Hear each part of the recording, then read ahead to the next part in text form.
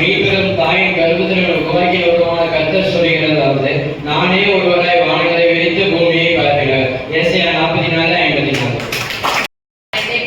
யோபு 38:35. நீ மின்னல்களை அலைத்தழைப்பி அவைகள் புறப்பட்டு வந்து இவர்கள் எங்கேயே இருக்கிறோம் என்று உனக்கு சொல்லும்படி அவைகளுக்கு சொல்வாயாக.